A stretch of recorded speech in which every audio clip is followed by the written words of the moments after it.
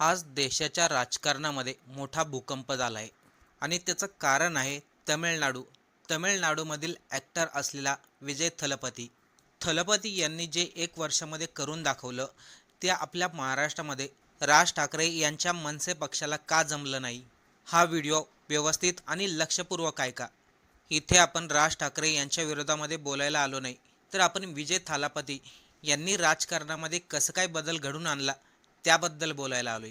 हा राजकारणाचा विषय ज्या ठिकाणी राज ठाकरे 20 वर्षापासून सत्तेमध्ये येण्याचा प्रयत्न करतात, त्याच ठिकाणी दुसऱ्या राज्यामध्ये असलेला एक अभिनेता फक्त 1 वर्षापूर्वीच पक्षाची स्थापना करतो आणि निवडणूक आल्यानंतर मुख्यमंत्री पदही खेचून आणतो. थलपती समोर मोठे मोठे पक्ष असताना देखील त्याला हे सर्व कसं काय जमलं, तेही एवढ्या कमी वेळामध्ये. देशाच्या राजकारणामध्ये आत्तापर्यंत असं कधीही घडलं नाही जे विजय थलपतीने करून दाखवलंय. आता आपण आपल्या रिपोर्टरच्या माध्यमातून सविस्तर हा व्हिडिओ जाणून घेऊ, जेणेकरून आपल्याला समजेल थलपती आणि महाराष्ट्रामध्ये असलेले राज ठाकरे यांच्यामध्ये नेमकं काय फरक आहे. देशाच्या राजकारणात एक नवा अध्याय सुरू झालाय आणि त्याचं केंद्रबिंदू ठरतंय तमिळनाडू. सगळ्यांना वाटत होतं की के स्टॅलिन यांच्या नेतृत्वाखालील द्रविड मुन्नेत्रा काझगम पुन्हा एकदा सत्तेत येईल, कारण गेल्या काही वर्षामध्ये त्यांनी राज्यात मजबूत पकड ठेवली होती. दुसरीकडे ऑल इंडिया अण्णा द्रविड मुन्नेत्रा काझगम आणि भारतीय जनता पार्टी युतीही काही ठिकाणी लढत देताना दिसत होती.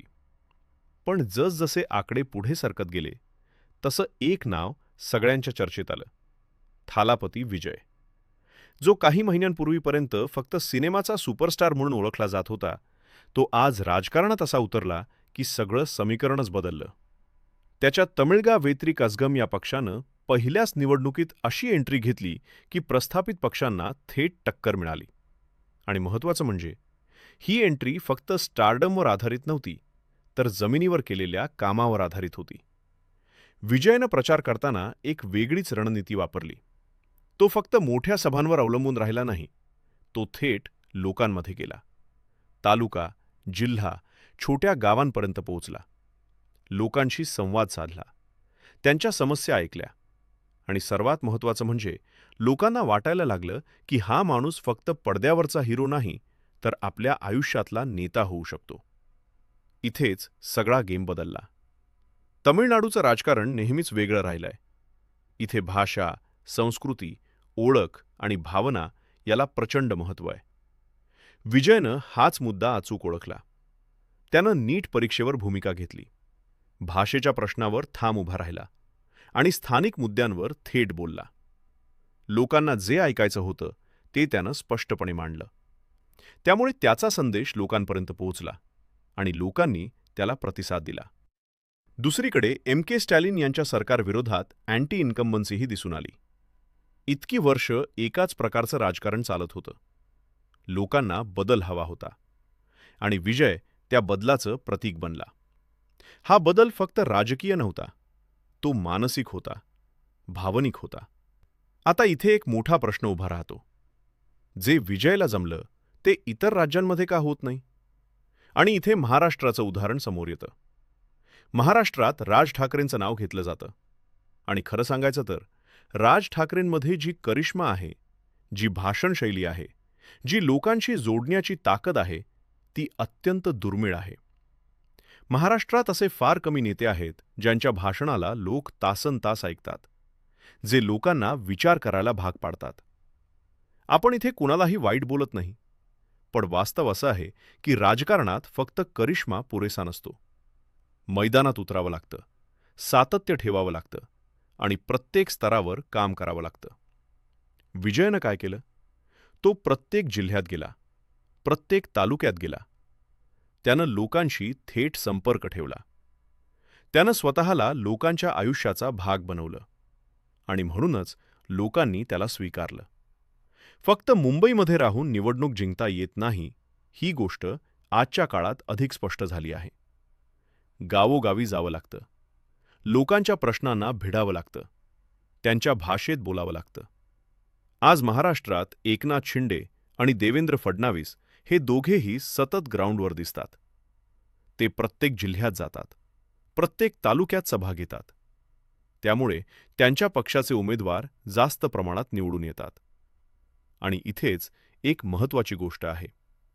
जर राज ठाकरे यांनीही याच पद्धतीनं, याच सातत्यानं राज्यभर फिरून प्रत्येक जिल्ह्यात, प्रत्येक तालुक्यात जाऊन लोकांशी थेट संवाद साधला, तर त्यांच्या नेतृत्वाखाली मोठं राजकीय चित्र बदलण्याची क्षमता निश्चितच आहे. कारण त्यांच्याकडे जे आहे ते अनेकांकडे नाही. त्यांच्याकडे विचार आहे, भाषणशैली आहे, जनतेला पटवून देण्याची ताकद आहे. जर या सगळ्याला ग्राउंड लेव्हलवरची मजबूत उपस्थिती मिळाली, तर भविष्यात महाराष्ट्रात मोठा बदल घडू शकतो. राजकारणात वेळ, रणनीती आणि सातत्य या तिन्ही गोष्टी एकत्र आल्या कीच यश मिळतं. विजयनं हे तिन्ही गोष्टी अचूक साधल्या आणि म्हणूनच तो इथपर्यंत पोहोचला. आजचा निकाल एक गोष्ट स्पष्ट सांगतो. भारताच्या राजकारणात नवीन अध्याय लिहिले जाऊ शकतात. नवीन चेहरे पुढे येऊ शकतात. आणि योग्य पद्धतीनं काम केलं तर ते थेट सत्तेपर्यंत पोहोचू शकतात. तमिळनाडूमध्ये आज एक नवीन लाट आली आहे, थालापती विजयची. आणि या लाटेनं सगळ्यांनाच विचार करायला भाग पाडलं आहे. शेवट एक महत्त्वाची गोष्ट आपल्या महाराष्ट्रासाठी, आपल्या मनसेसाठी आणि आपल्या राज ठाकरे साहेबांबद्दल. राज ठाकरे यांच्याबद्दल बोलायचं झालं तर त्यांच्याकडं करिश्मा आहे. त्यांच्याकडं जबरदस्त भाषणशैली आहे. तरुणांमध्ये त्यांची मोठी क्रेज देखील आहे. जे कोणीही करू शकत नाही, जे कोणीही सहजपणे बोलू शकत नाही, त्या ठिकाणी राज ठाकरे ते सहजपणे करू शकतात आणि बोलूही शकतात. फरक इतकाच आहे, ते ग्राउंडवरती कधी दिसतच नाही. ते फक्त काही मोजक्या सभेंमध्ये दिसतात. राज ठाकरे लोकांपर्यंत कधी जातच नाहीत. ज्याप्रमाणे विजय थलपतींनी केलं, त्याचप्रमाणे राज ठाकरे यांनी करायला हवं. जसं की प्रत्येक जिल्ह्यामध्ये, तालुक्यामध्ये जाऊन लोकांशी संवाद साधायला हवा. महाराष्ट्रामध्ये जितके जिल्हे आहेत, त्या प्रत्येक जिल्ह्यामध्ये एक तरी सभा घ्यायला हवी. कारण की राज ठाकरे यांच्याकडे क्षमता आहे. लोकांना जोडण्याची त्यांच्याकडे ताकद आहे. चुकी फक्त इथे होती, ते मुंबईच्या बाहेर जातच नाही. फक्त मुंबईमध्ये सभा घेतल्या जातात आणि बाकीच्या जिल्ह्यांमध्ये कुठलाही प्रचार नाही, कुठलीही सभा नाही. ते मोजक्याच जिल्ह्यांमध्ये जातात, जसं की नाशिक, पुणे, मुंबई. पण जर त्यांनी प्रत्येक जिल्ह्यामध्ये जाऊन सभा घेतली, प्रचार केला, तर पूर्णपणे खात्री आहे राज ठाकरे यांना विजय थलपतीपेक्षा मोठं यश मिळेल. जे थलपतीने करून दाखवलं, जे केलं, ते आत्तापर्यंत राज ठाकरे यांनी केलं नाही. जर त्यांनी अशा प्रकारे केलं तर महाराष्ट्राच्या राजकारणामध्ये देखील मोठा भूकंप होईल.